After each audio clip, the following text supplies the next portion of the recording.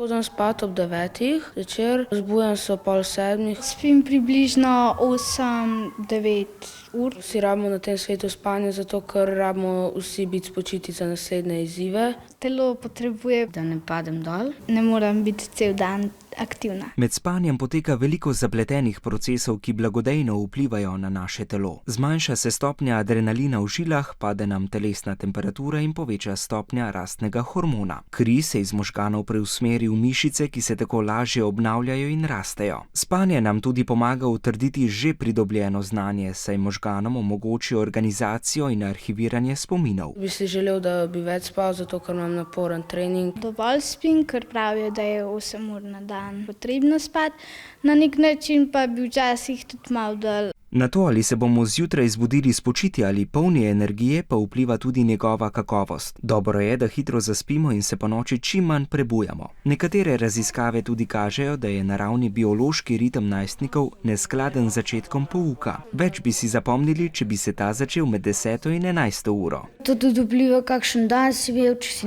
dobil petko, pa pol greš ves srečen v posteljo, sanjaš dobre sanje. Če pa dobiš, dvojko, pa gledaš grozljivko, pol pa težje spiš. Med glavne motilce spanja sodijo tudi mobilni telefoni, tablice in prenosniki, ki z modro svetlobo povzročajo nespečnost in slab spanec, če jih uporabljamo, preden gremo v posteljo.